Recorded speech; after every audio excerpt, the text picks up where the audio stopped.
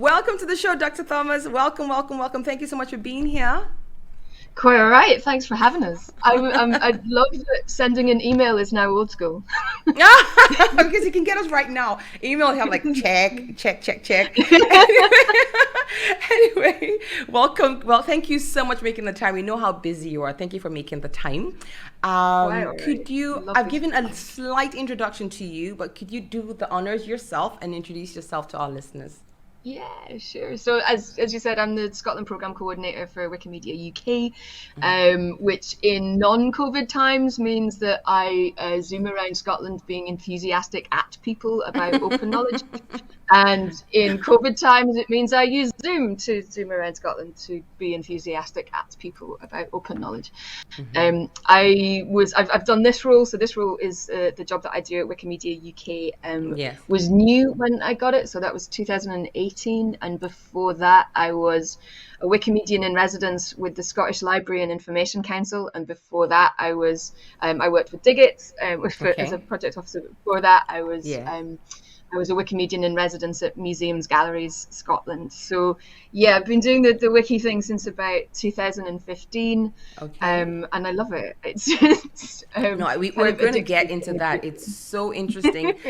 Before we ask what it is, could you tell us a bit? Okay, you told about your road to the role, and how you're a Wikimedian in residence at Museum Galleries Scotland. So you've done a lot of Scottish heritage work with the museums, with Digit, with all of that. Quite a lot of that. Yeah. Okay. Yeah. So what exactly is Wikimedia and what is Wikipedia? Because our listener, to a layman, what is the difference between the two? Yeah, so the two get used often quite interchangeably, and people talk about Wikipedia when they mean Wikimedia, or Wikimedia when they mean Wikipedia, or maybe it just everyone just talks about Wiki because sometimes that's easier. So Wikimedia is, when we talk about that, we talk about the Wikimedia Foundation, who are the international charity who steward all of the Wikimedia projects. So they're based in the States. And I work for Wikimedia UK, so we're the UK chapter that support the UK community that edits on the Wikimedia project. Right. And the Wikimedia projects are a suite of websites that includes Wikipedia. There's one called Wikimedia Commons, where we keep all the photos. So Wikipedia is our encyclopedia, obviously. Right. Wikimedia Commons, we keep all our photos, video, audio, all that kind of stuff. We have a wiki source where we have openly licensed out of copyright text, so that's like a free library. Wiki books, where we can put together textbooks and how-tos. There's a whole lot of cookbooks on there as well. Wiki data, where we keep structural linked open data, and that kind of underpins. So there's I always forget how many, 13, 14 different of these websites. Yeah, they are all community-led. They're all volunteer-led. There's no big bank of staff writers out there writing Wikipedia articles. So it all comes from the community. Everything that goes on to one of those projects has been put there by a volunteer. Right. And what is the reach in Scotland? Is it a big reach? It's like, are you happy with the reach you have in Scotland when it comes to engagement, when it comes to Wikipedia? I always want more people to edit. We're going to talk about that. I want more people from Scotland to edit. I think it's interesting because we don't. Wikipedia itself is pretty good on, we don't track a lot of data. We do track how many people look at articles, and you can see if you put a photo in and that photo gets put into an article, you can see how many people look at an article like that. And it's kind of interesting. I think that the important things about editing is about getting information onto Wiki, because Wiki's where people are looking. And that has a real global reach effect. So yeah, it's interesting to look at I'm going to look up in the background while we're looking at this. So say the article about the COVID-19 pandemic in the UK, and I can just go and have a look at the back of that article. and see how many people have been looking at it. Of course, it doesn't want to load now because I'm talking to you live. But yeah, I think it was about 1.2 million people a day were looking at that article. Because that so was I would need to double check that. So the impact is definitely, yeah. I mean, the it's impact definitely is impactful. huge. The reach is huge. Yeah, Right. yeah. The number of people that you can get to is absolutely huge. So what is and it's free? That's a real global thing as well. Yeah, it's not just Scotland, of course. I mean, it's not just Scotland. No. It's all over in different languages as well. You guys have many, many languages, I believe. Yeah, I think we're currently on 310. Right. I can imagine. So yeah, not all of which are. So you can get it in English, but in your own language if that's what you need. What does free, accurate information for all? What does that mean to you? What does that mean to you? It means, it means Wikipedia to me. It really does. I've said, I've talked a lot before in kind of speaking engagements about how, to me, this idea that we have, a society has access to accurate, high quality, impartial information is a right, is something that a good society needs. Increasingly, we get asked to make really big decisions based on incomplete and inaccurate information. Yes. And that's not fair. That doesn't help us. That doesn't help us to move forward. In theory, if a society has access to free, accurate, high quality information, then that society can make more informed decisions. And a society that can make more informed decisions is, in theory, a better functioning society. That's true. And it all goes around like that. I think the amount of disinformation and misinformation that we have at the moment, the COVID-19 pandemic, has been an absolute bad example of that, as it were. And Wiki did a lot of work on, the community did a lot of work on making sure that those articles were as accurate as they could be, and keeping the conspiracy theories out and that kind of thing. But it is such an issue for us. And if we have access to this information, then surely this is one way in which we can put some good into the world, you know. Right. And what would you say, when you say access, do you mean access to the information from any corner, or do you mean people having access, like having the right to an internet connection, for example, in the poorer parts of the world, or having access to a laptop or a phone with internet on it to make sure they can access this information? Is that the kind of access you mean, or do you mean access to the actual information that exists? I mean both.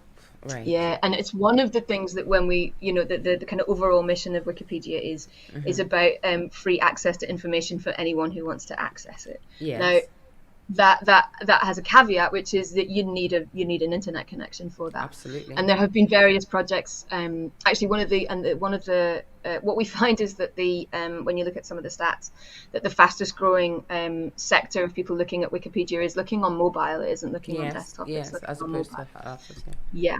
And being able to edit, if you obviously you'd need an internet connection. But again, the fastest growing group of editors are on mobile.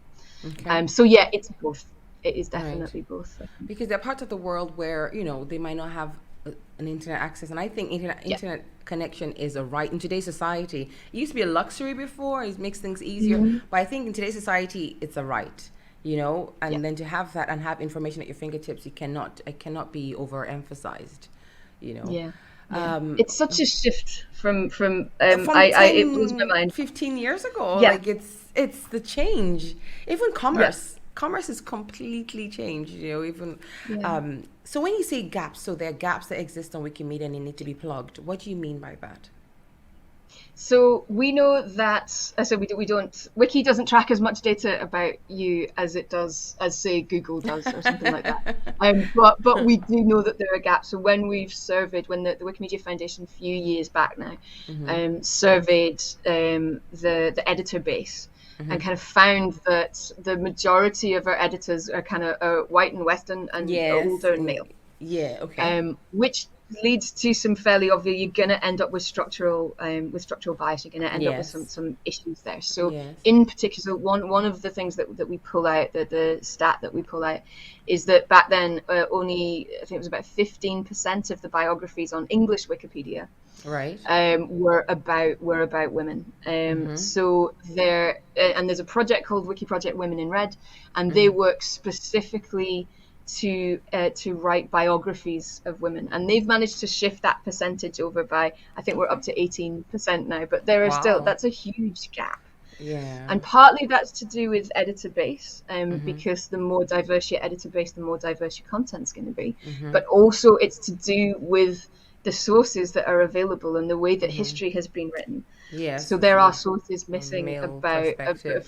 for various sectors of society. So for Wikimedia UK and also for the Wikimedia Foundation, part of the strategy over the last few years, increasingly so, has been like, how do we target these areas of underrepresented content? How do Right.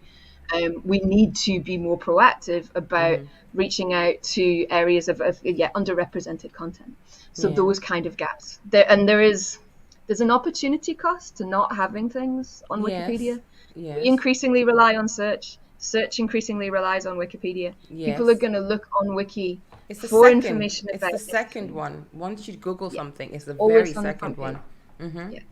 And once you get that information in there, once you make it Googleable and searchable and Yeah. surface that information through Wiki, Yeah. it becomes more likely to be seen by journalists and more likely to be seen by academics and more likely Yes. to be seen. So it's going to get written about more, which means Yes. that It's there are going to be circular. more sources created, which means that more work goes on. So it's Yes. in some ways it's a bit of playing the long game for some elements No, of it that, makes but sense. that's work that needs to be done. Right. I like, it's no secret that our angle is more of the African angle, Africans in diaspora angle, African history angle, personalities and all that.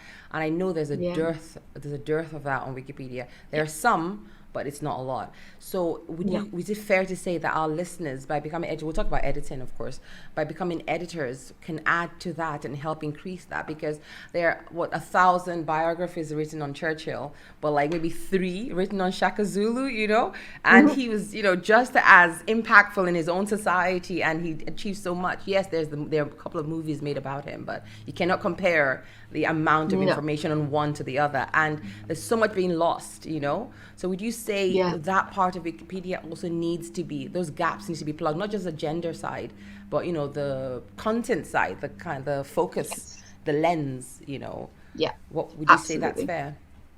Yeah, I would say that's absolutely fair. And I we speak about this. It's actually, there was a student at the University of Edinburgh called Lucas Reynoso, and he was doing an interview with our Wikimedian in residence there, and he Yeah. said the thing that he loves about Wikipedia was that he becomes an activist of knowledge.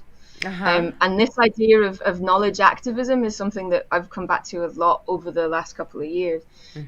That we all, I say, I always want more people to edit Wikipedia. I Yes. think because it's fun for the most part. Like, it's really fun and it's like addictive in the good way. You're like, I But am there is producing this knowledge. I'm adding yeah, to the knowledge base. yeah. To become that producer of knowledge, there is something incredibly empowering about that. Yes. And this Yes. idea of being an activist of knowledge in whatever area that your speciality is, if it's in history, or if it's in heritage, or if it's in medicine, or Whatever. there is something incredibly empowering about that. Yes. And we need more people. I think it's too important to be like Yeah, well, to leave it. there's to be So blasé about it, yes. Because yeah, it also can yeah, form part of identity. Because if you didn't know yeah, much about even absolutely. your own history, your own people, your own, not just African stories, Asian stories, European stories, Scottish heritage, if you didn't know much, oh yeah, I'm Scottish and it's cool, but you learn more about the wars that were fought, the heroes, yes, from is gender skewed, yes, but you can still feel, even if it's a male hero, you can still go, oh my God, a Scot, the William Wallaces and Yeah, the Robert Bruces and all the Bruces and all of that. That can give you a sense of self and identity, give you a sense of pride as well, absolutely. and then appreciating other people's culture, because Yeah, you can have yours, you love yours, and you read about other cultures, and that could give you an awareness and an appreciation for that. So it's all knowledge is good knowledge. You can yeah, form biases, you can remove biases, you can it's just an incredible project. Okay. So the real question, how do we become editors? How do the listeners become editors? They're listening right now. So how do you yeah. become a Wikipedia editor? What does it mean and how do you become it? So to be a Wikipedia editor is to be part of a global community that's writing, that's producing knowledge for the world. So the easiest way to become a Wikipedia editor is to go to Wikipedia and find an article, and if there's an article and you like spot a spelling mistake or spot something like that, and you just click on edit. Okay. And then you can change everybody it. listening. Now, I hope you're listening. So I would totally recommend. There's lots of training materials. You can basically create an account. And there's a thing called the Wikipedia Adventure if you Google for that. Okay. And that is a little friendly alien will show you how to go edit about Wikipedia it. in about an hour. We also run training sessions. So we're working with the Fruit Market Gallery. They're coming up. So we do what we call editathons or wikithons, wiki workshops, where we run through, hey, here's how to edit Wikipedia in like an hour and a half, and then spend some time editing on a particular subject. And then there's there's somebody there to kind of to guide you through it. Yeah. So we do those all over Scotland, and they're all online at the moment. So it's much easier to join from anywhere. Yes. But there are training materials on Wiki. There's, if people want to email me at scotland@wikimedia.org.uk, I can send you information through and point you to links. But yeah, it's about getting in there and editing, and just seriously click on the edit button. Create an account, click on the edit button. Say I've never done a wikithon, I've never done a training session, I haven't, and I want to talk about my village chief, for example. 200 years ago, he was a great guy. Yeah. I have all the information my father told me all about him. I even have a wee picture of him, and I want to put that on Wikipedia. I've never done a training session. What do I do with this information? Okay, cool. Well, firstly, what I would say is try making a new article straight off as your first edit is a really big learning curve. So first off, I would be like, hey, go make a couple of edits on some other pages. Okay. Get used to the kind of rules and regulations. Yes. Things like you would need to make sure that you have some reliable sources. Okay, so you can't write an article without a source. That's impossible. No. You can't put anything. You can't put unsourced information into Wiki. So everything that you put, every fact that you put on Wikipedia needs to have a citation. So it needs to have a reference. You need to be able to link that back to somebody and to something. And the reason for that is because Wiki isn't the place where you finish. It's the place where you start. So it should always operate as a springboard off to further knowledge. So somebody could go be like, oh, cool, I want to go read more about this guy. Cool, I want to go, I can go to this archive or this museum's website or something like that you can go springboard off to further information. If you've got a picture of this guy, you're going to want to make sure that that's openly licensed. So pictures can be complicated. So everything on Wikipedia, because it's free knowledge, free that anyone can use, edit, distribute, nobody owns that. It's never finished. Yeah. So you can't just pull images off Google Images and put them in. They need to be released with the proper license. Yeah. But yeah, first off, if you want to do that, firstly, amazing, and welcome to Wikipedia. Thank you for editing. And have a look at some, and I would say, get used to it by doing some simple edits first. Yes. And then when you feel like, hey, I'm ready to write my first article, you can use a sandbox, or you can use a draft, the drafting tool. And there's people about on Wiki that can help you as well. There's little tags on your page to say like, hey, I need some help. But yeah. Well, I mean, everything's got to be sourced. Everything's got to be ready. How do you work around the source for the sourcing, for example? Because there are lots of stories that are not folklore. They are handed down without source. There are no sources per se. There might be a different kind of sourcing. It's not written. It's not online. So if you have those stories and you really want to share them, you can't go to Wikipedia. Or can you maybe create a website of your own? Put it there and then link to that website if you have that story to link to it. Does that work? Or that might be a way to do it. That might be a way to do it. Because there's so much information we have on Wiki. There is so much information, and Wiki really struggles just because of the nature of sourcing. Wiki really struggles with oral history. And so one of the workarounds that has been discussed before is like, okay, cool, so you should write that down and have that published, and then you can reference it back. And I'm like, sure, that kind of works. But it's been pointed out to me that that's kind of antithetical to some of the culture of oral history. And yeah, if you write, is that disrespectful to then ask no, but to write that if down? we don't do it, we're going to lose it. The thing is, modernity is coming. It's coming, whether we like it or not. We want to hold on to these traditions, which is something we're going to talk about later in the show. We want to hold on to traditions. We do. They're very valuable and they're very, they're part of our identity. But you cannot deny the fact that people are moving to urban areas. People are moving people are not really staying in the so-called village anymore from birth to death, and holding on to these traditions. A lot of people are getting educated, moving out to urban areas, and so these traditions, yes, they're being lost. So if we don't write them down, we're going to lose them eventually. Maybe not immediately, but eventually, and it's happening already. Yeah. So how does that? We do need a workaround to these things, and it's not just in Africa. I'm sure there are many other cultures around the world that there's so much history, so much information that wasn't written down originally, but has been passed down, but is in danger of being lost. So I think Wikipedia, maybe we can rejig the whole sourcing thing. You can raise it at your next meeting or something, Sarah, for us, please. So what do you think needs to be improved? Are you happy where things are on Wikipedia? You're happy with the way everything's running? Is there anything you'd like to see different or improve or progress? I think Wiki's never finished. Right. And I don't think anyone will ever be like 100% happy with what it looks like. Because it's never finished. You're trying to represent the world's knowledge. So that's just a quiet afternoon's work, obviously. Of course, I mean, just harnessing all the knowledge in the world. Why not? I would like to see more editors. I want to see more editors from Scotland. I want to see a more diverse base of editors. I want to see us really move into looking more directly at some of those gaps that we've talked about. It is increasingly important that as Wiki gets, especially English Wikipedia represents probably half of the monthly views of all of the Wikimedia projects. Wow. It becomes a thing that if that becomes so dominant, and if there is information missing from that, and if there are perspectives missing from that, there is a real danger of that being given undue priority when it comes to the dissemination of information.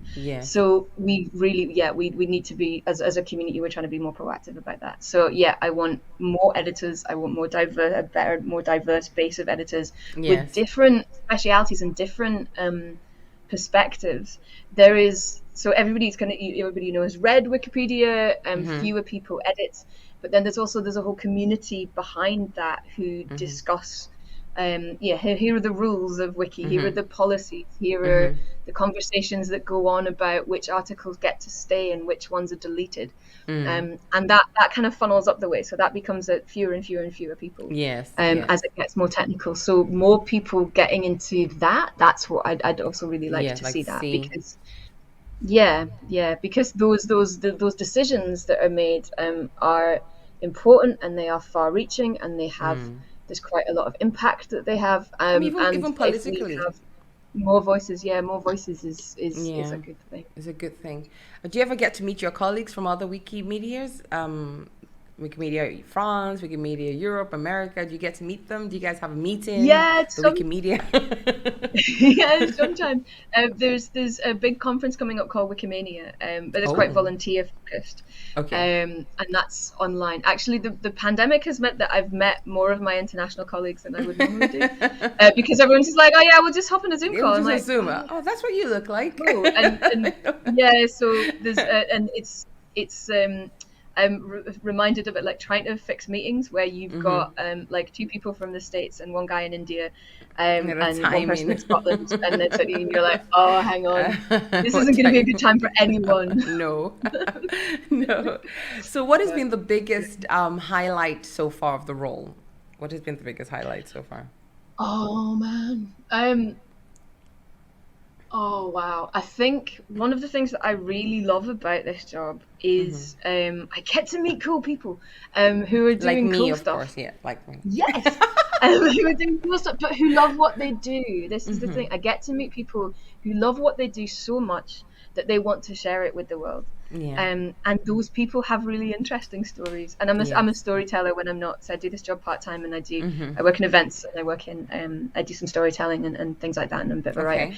And I get to meet people who have these incredible stories, and who are, looking after artifacts in museums that they really want to show you. Oh yeah. Oh yeah. Or who are like, hey, I've been working of this particular suffragette, for example, and they just really want to tell you about it, and you just get these wonderful little doors into people's completely lives. different worlds, and to hear all of these different stories, and that's an incredible thing to be able to do as Yeah. part of your work. I get Yeah. paid for this, man. And thing is, you do Yeah. that as work, but we as Wikipedia consumers do that as part of experiencing Wikipedia. So I could be on I could be talking about maybe women in work, for example, in Wikipedia, gender disparity, and I could just hop into a village in India and they're talking about something else, and then from there they mention a tribe in India while talking about that, and I'm in there, and then I'm talking about and it's just like you're hopping from world to world. It is world to world, and it's 4:00 in the morning. You're like, yikes! I should have gone to bed probably. How did this happen? Suddenly know more about theoretical Yes, physics. yes. It's also a false sense of knowledge sometimes as well. You feel like, oh, I read a Wikipedia article and I can talk about it now. You're like, really? Can you though? Can you? Oh, it's like, did you check the sources? Did you check the sources?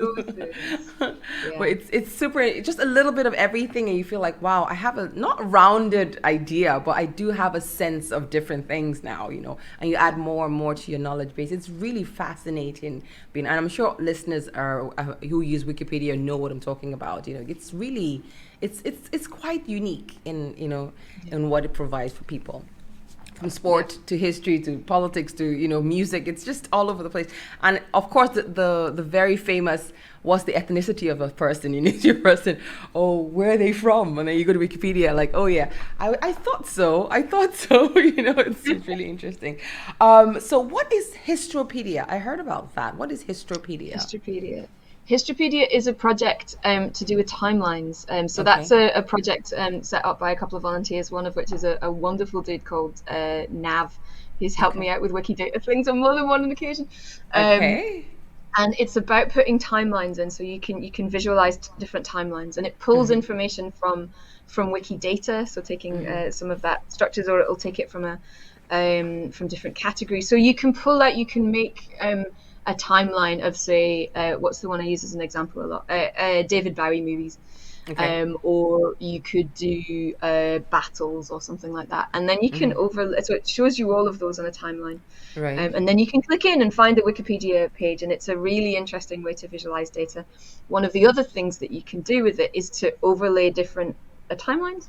So you could overlay different timelines. So you could see, okay, what was happening in France at this point in time, and what was happening in Mexico at this point of time. If you take two things, and then it's a really, really interesting way to visualize data. Yeah, that's one of the things. Yes, it's one of the things about having all of this information at your fingertips. Like, what can we do with it now? Because it's not just about the words that we put on Wikipedia. It's about the data sets that we have access to and that are opened up and made free. And what does that tell us? What does data visualization tell us? Right. I was talking to you earlier. Sorry, doctor. Before we started the interview, you said you give a sentence. You said, be less of a passive consumer and more of an active producer of information. So what do you mean by that? I mean, that most people who use Wikipedia read it, and vastly fewer people will edit it. But there is something wonderful that we see, especially actually in education settings. But also when I work with the volunteers as well, we kind of we see this thing. But it's particularly focused when you work with students, because they're so used to that kind of model of like, okay, so we listen and we go read and we digest, and then we write down and we regurgitate. And that's that kind of like, okay, I am here, I am receiving this information, I'm a passive consumer of information. When people write a Wikipedia article, or engage actually with any of the Wikimedia projects, you get a very sudden what's the word? You very suddenly become aware, an awareness of how it is that information gets to be in a place. Yes. So if you are writing a Wikipedia article, you're like, oh, cool. So I'm now part of this production Process. of Yes. making knowledge be here. You also gain this real insight into how information gets there. Yes. And that, I think, makes you more likely to interrogate. I mean, we've seen this. It's you are more likely to interrogate information that you see Where in it other is. places because you have Yes. this insight about how this gets Yes. there. Yes. So people are quite often like, "Oh, is it true because you read it on Wikipedia?" Yeah, right. I'm like, no, I Yes. want people to be as suspicious of all sources, Mm-hmm. of all newspapers and books and written, all sources as they are of Wikipedia, because I Oh. think that kind of information literacy would lead us to be more curious, would lead Mm-hmm. us to ask more questions and say, Mm-hmm. well, okay, but you're reading this newspaper and they've said this, but they, why, how has that gotten to be there? Is that correct? Mm-hmm. What's their source for Mm-hmm. that? Mm-hmm. Does this newspaper have a particular political Lean. bias, for Mm-hmm. example? If this book was written 100 years ago, what biases are going to We're be there. behind that Mm-hmm. text? Mm-hmm. You've read this story on a self-published blog that's just been thrown up a couple of days ago. Mm-hmm. How do we know where that information comes from? What's the Came from. provenance of that information? Is that Mm-hmm. accurate? Is that so? Mm-hmm. Yeah, I want people to be as suspicious of all sources. Yes. Yes. And I think that process of being involved in making that knowledge Mm-hmm. makes you more alert to how information gets to Any places. So yeah, knowledge. more active producers of knowledge, more activists Okay. of knowledge, and Okay. fewer passive consumers. Okay. And when people say, oh, Wikipedia, you heard on Wikipedia, you think, I'm like, I don't know where that comes from because I've always been very happy. I only started noticing this a few years ago. I've always been very happy to say, yeah, I was on Wikipedia because I saw the sources and all that. And then this irony of, oh, you got on Wikipedia. I'm like, when did that happen? I'm very happy to get information from Wikipedia. I'm very happy. I don't know what that's about. All right, let's do quick ones, real quick ones. Are you ready? Okay, cool. All right, number one, what is the biggest challenge in your role so far? Biggest challenge people misconceptions about Wikipedia. Okay, or fair enough. Number two things about you that people may not know. People who know you may not know about you. So you know me, but I went to university when I was 16. Whoa. And I wrote a PhD about rock music. Thank you, Dr. Thomas. Number three, you run a charity as well, right? Apart from working for Wikimedia. What is it about? The charity that I run is called Boom Community Arts. We're based in the north of Glasgow, and we provide community arts workshops. Okay. And number four, finish your sentence. Being a Wikipedia editor is important because it's important to give free access to information to anyone who wants it. Yes, that's true. And the twin of that question is being a Wikimedia editing Wikipedia is impactful because of its global reach. Perfect. You did great. We're done. Thank you so much. Thank you so much for coming. I mean, we have so much to talk about with the listeners once you go off. But I do want to tell the listeners while you're here that this is such an important project you're doing. It's an ongoing project, like you said. It doesn't end, So please, please, please, listeners, get involved. If you want to become a Wikipedia editor, get involved. You can start small by editing little articles that you know what you're talking about and you have sources to back them up. Start like that. And then if you have any knowledge you want to share, history, medicine, culture, music, gender topics, anything. I mean, it's as wide game, sports, anything, sport history. There's that, and all sorts of things. And just start small and then expand, get your sources. And then there's not real vetting, is there, Sarah? There is in a way. It's the community does all the vetting. All the vetting. And you have when you put a new page up, a new pages patroller will come and see and be like, okay, cool, yep, they've got sources, they've got cool, we've got them in. Okay. But because it's all community oversight. So Right. I mean, but like, for example, this is a very, very stark, strange example, but imagine if I was writing about white supremacy or white people being supreme to everyone, and then my source is Mein Kampf or anything else. It's still a source. So how does that vetting work? All my sources are all written by, white supremacists. Those are still sources, There's So still how does sources, that work? but you would find that kind of stuff will get weeded out of Wikipedia. Right. So you might find that you get an article that leans very much to the right, and then over time, what will happen is that stuff will get weeded out, and it will eventually come back. It comes back into the middle. It To might veer to middle. the left then, Right. and then the more that something is discussed and written, the more it will come out Right. into the middle. There's a really good quote from Catherine Ma, who used to be the chief exec of the Wikimedia Foundation. She said that Wikipedia is the one place on the internet where people go for an argument and become more reasonable over time. I think that's very correct. I think that because anyway, that's another topic for another time. But I really do. There's something there. There is something there. But thank you so much for coming on the show today. People will check the sources And for stuff like that. they will check the sources. And if you have any knowledge you want to share, and you want to start writing a Wikipedia article, and you want to contribute, and you have sources, please go ahead and try. If you don't know what to do what Dr. Thomas says, and just start small. And there are people there in the community to help you out, and you ask questions, and there are all the tools there for you to use. So just go to Wikipedia first and start from there. Thank you so much. Please don't be a stranger to the show. If you want to come back anytime, anything happens, anything fantastic happens in the Wikimedia world, and you want to share it with us, please come anytime you want, and you'll be very welcome. And we will send, we'll put the Wikipedia website and Wikimedia on our social media, so all the listeners can at least see that and click that and start something. Thank you so much. We'll talk to you soon. Thank you. Talk to you soon. Thanks for having me. Bye. Bye.